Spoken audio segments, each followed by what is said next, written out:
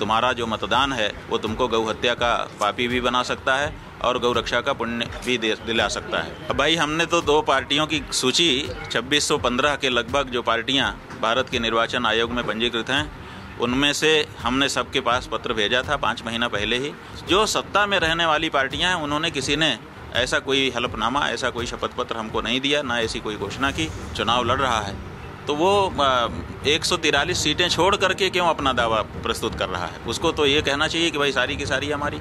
हमारे साथ में शंकराचार्य जी मौजूद हैं। शंकराचार्य जी, क्या कहेंगे देश में जो स्थिति है, क्या कहेंगे?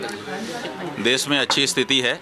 इस समय हमारे देश में चुनाव चल रहे हैं, पार्टियां एक दूसरे के ऊपर आक्षेप करते हुए और अपनी विशेषताएं बताते हुए जनता के बीच में जा रही हैं और जनता समझबूझ करके अपना मतदान कर रही है। तो कोई ऐसी परिस्थिति नहीं है, शांतिपूर्ण ढंग से ही सब चुनाव हो रहे हैं। इस बार कहा जा रहा है कि जो मौजूदा पार्टी है सत्ताधारी, वो कह रही है सनातन को लेकर चुनाव है, सनातन को खत्म करने के लिए विपक्ष आमादा है। आपको क्या लगता है कि ये स्थिति है? भाई कोई कहे मेरे मुंह में जीभ नहीं है तो हम क्या करेंगे? हम जान जाएंगे कि ये झूठ बोल रहा है, क्योंकि मेरे मुंह में जीभ नहीं है ऐसा कहने वाला बोल ही नहीं सकता अगर जीभ ना हो तो ऐसी बातें कोई तात्पर्य नहीं रहती हैं। सनातन शब्द आप कह रहे हो और आप कह रहे हो समाप्त हो जाएगा। सनातन का मतलब ही होता है जो समाप्त न हो किसी दशा में, वही शाश्वत है, वही सनातन है। तो सनातन शब्द भी कहते हैं और कहते हैं हम नष्ट कर देंगे। कैसे कर दोगे? सनातन को कैसे नष्ट कर दोगे? हर दल गौ हत्या की बात करता है कि नहीं होगी, लेकिन देखने में आता है कि आज तक तो ऐसा हुआ नहीं है। उसको लेकर आपने कुछ अपील की थी, क्या अपील थी आपकी और क्या आज क्या कहना चाहते हैं? भाई अपील नहीं, हमने सनातन धर्मियों के माथे से गौ हत्या का जो पाप 70-75 साल से लग रहा है उसको हटाने के लिए मुहिम चलाई हुई है। गौ प्रतिष्ठा आंदोलन हमने जो संतों का चल रहा है उसमें हमने भी भाग लिया है और हमने सनातन धर्मी जनता के सामने ये बात स्पष्ट रूप से शास्त्र के अनुसार निरूपित की है कि तुम्हारा जो मतदान है वो तुमको गौ हत्या का पापी भी बना सकता है और गौ रक्षा का पुण्य भी दिला सकता है। केवल इतना ध्यान रखने की ज़रूरत है कि जिस प्रत्याशी या पार्टी ने, हम ये नहीं कह रहे हैं कि अमुक पार्टी को वोट दो अमुक को मत दो, हम ये कह रहे हैं कि जिस प्रत्याशी या पार्टी ने शपथ पूर्वक मतदान लेने से पहले ही घोषणा कर दी हो कि अगर हमको मौका मिला संसद में जाने का तो हम पहला काम गौ माता की रक्षा का कानून बनवाएंगे और गौ माता को पशु की सूची से हटा करके राष्ट्र माता के पद पर प्रतिष्ठित कराएंगे, ऐसा कहा हो उसको वोट दीजिए तो आपको गौ रक्षा का पुण्य मिलेगा। और ऐसा कहने में हिचकने वाली, ऐसा कहने के लिए जिसके पास शब्द नहीं है, ऐसी किसी पार्टी प्रत्याशी को वोट देंगे तो आपको गौ हत्या का पाप लगेगा। लेकिन चंदा तो खूब लिया अभी, जिस तरह से वो इलेक्टोरल बॉन्ड में निकल कर आया कि उन पार्टियों से चंदा लिया तो वो पार्टी। अब भाई हमने तो 2 पार्टियों की सूची 2615 के लगभग जो पार्टियां भारत के निर्वाचन आयोग में पंजीकृत हैं उनमें से हमने सबके पास पत्र भेजा था 5 महीना पहले ही कि चुनाव आ रहा है, पहले ही से आप घोषणा कर दीजिए, क्योंकि हम उसी को वोट दे सकेंगे जो गौ माता के लिए समर्पित होगा। 75 साल की जो बात है उसको हम अभी फ़िलहाल पीछे रख रहे हैं, आगे के लिए हमको ध्यान रखना है। तो उसमें से 76 पार्टियों ने हमको शपथ पत्र दिया, लेकिन वो ऐसी पार्टियां हैं जो अभी तक सत्ता में कभी गई नहीं हैं, पंजीकृत तो हैं। जो सत्ता में रहने वाली पार्टियां हैं उन्होंने किसी ने ऐसा कोई हलफनामा, ऐसा कोई शपथ पत्र हमको नहीं दिया, ना ऐसी कोई घोषणा की।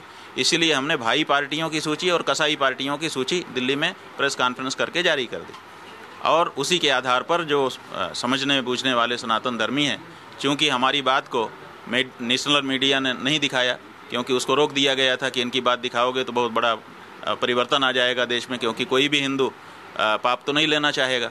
तो इसलिए नेशनल मीडिया ने हमारी बात नहीं दिखाया, लेकिन सोशल मीडिया के माध्यम से और व्यक्तिगत संपर्कों के माध्यम से जहाँ तक बात गई वहाँ तक लोग इस बात को फॉलो कर रहे हैं और इसी अनुसार वोट दे रहे हैं। मोदी सरकार कहती है 400 पार का नारा, आपकी नज़र में क्या लगता है कि नारा होना चाहिए 543 का कि 400 का होना? नहीं, हमारा ये कहना है, जब हमने ये नारा सुना तो हमको स्वयं में बड़ा आश्चर्य हुआ कि कोई व्यक्ति जब युद्ध करने के लिए चल रहा है, चुनाव लड़ रहा है, तो वो 143 सीटें छोड़ करके क्यों अपना दावा प्रस्तुत कर रहा है? उसको तो ये कहना चाहिए कि भाई सारी की सारी हमारी, क्योंकि वो तो ये कह रहा है कि पूरे देश में बस एक ही हवा है, हमारी आंधी है, हमारी सब कुछ है। जब आपके प्रति सब लोग, आपके कार्यों के प्रति, आपके व्यक्तित्व के प्रति, आपके व्याख्यान के प्रति, आपके द्वारा दिए गए आश्वासनों के प्रति सब आश्वासित हैं, तो फिर आप 143 छोड़ करके टारगेट क्यों सेट करते हो? इसी में हमको आश्चर्य होता है। हमको तो होना, हम तो ये चाहते थे कि वो कहते हैं कि इस बार शायद विपक्ष नहीं जा पाएगा, ऐसी परिस्थिति है, विपक्ष हमको माफ़ करे, लेकिन इस बार तो 543 हमारी होगी। तब तो लगता है कि हाँ, एक आत्मविश्वास से बोल रहे हैं। कहा जा रहा है हिंदू राष्ट्र की बात की जा रही है कि इस बार हो गया तो बहुत सी चीज़ें होंगी हिंदू राष्ट्र को। भाई, हिंदू राष्ट्र होने का मतलब क्या है? गाय की हत्या होती रहेगी, हिंदू राष्ट्र हो जाएगा। गंगा बांधी जाती रहेगी, हिंदू राष्ट्र हो जाएगा। मंदिरों को तोड़ करके मॉल बनाए जाते रहेंगे, हिंदू राष्ट्र हो जाएगा। ऐसा होता है हिंदू राष्ट्र? हिंदू राष्ट्र वो होता है जहाँ हिंदू धर्मशास्त्रों के अनुसार प्रजा के कल्याण की कल्पना की जाती है। वो कहाँ है? उसके बारे में क्या आपके पास बात है? आप केवल एक जुमला उछाल देते हो, एक नाम उछाल देते हो, हिंदू राष्ट्र हिंदू राष्ट्र। हिंदू राष्ट्र तब होगा सबसे पहले गौ हत्या बंद हो। गौ हत्या ही नहीं बंद हो रही है। हिंदू जो है वो गाय को माता कहता है। और आप बताओ, दुनिया में कोई ऐसी संस्कृति है? हम लोग दूसरी संस्कृतियों को कम अच्छा मानते हैं, अपने आप को ज़्यादा अच्छा मानते हैं, लेकिन हम कहते हैं हमसे हीन से हीन, तुच्छ से तुच्छ संस्कृति है जिसको माँ कह देगा, क्या उसको काट करके उसका मांस बेच करके उसका पैसा अपने घर में रखेगा?